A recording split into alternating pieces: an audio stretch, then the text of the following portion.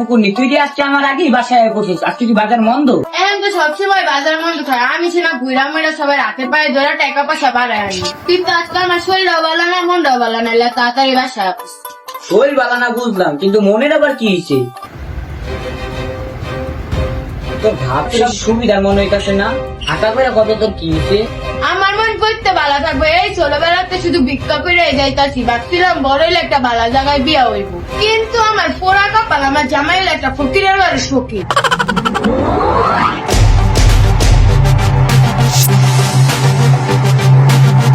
ওই ফুকুনি, সাবধানে কথা কত, জানোস আমি ফকির বংশের পোলা।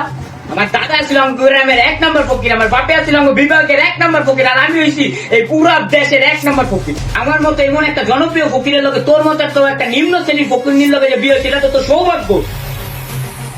এমন সৌভাগ্যের কপালে পিঠা মারি, ফকিরের আবার জনপ্রিয়তা। মানুষ একটা কথা কয় না, পৃথিবীতে ওই ব্যক্তি সবচেয়ে সুখী যার কোনো লজ্জা শরম নাই। এটা তোমার দিয়ে প্রমাণ পাইলাম, যদি তোমার এত জনপ্রিয়তা থাকে, যখন তোমার গড়ে দেওয়া ভিক্ষা করো তখন তোমার শরম লাগে না? তোরে আমি বিয়া করছি একটা কারণে, যাতে তুই আমার লগে ভিক্ষা করতে পারবি। আর নয়তো তোর মতো ফুকুর নিয়ে আমি বিয়ে করতাম। তুই জানোস তো আমার জন্য কত বড় বড় ঘর থেকে বিয়ের সম্বন্ধ আইছিল।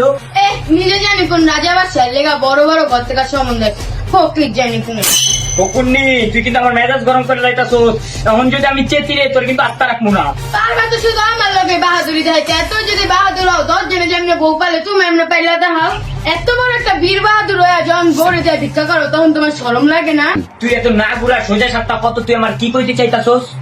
আমি আর ভিক্ষা করতে পারবো না, আমি এখন তো ঘরে থাকবো, ভিক্ষা টিকা যা করা লাগবে সব তুমি যা করো। ওরে আল্লাহ, তুই এটা কি করলি? তুই আর ভিক্ষা করবি না? না, আমি আর ভিক্ষা করতে পারবো না, আমার এখন মায়ের সাথে ভিক্ষা চাইতে শরম লাগবে। ওরে আমার লজ্জা করছি, লাজুক লজ্জা। এত লজ্জা তোর কইতে আমদানি হইলো?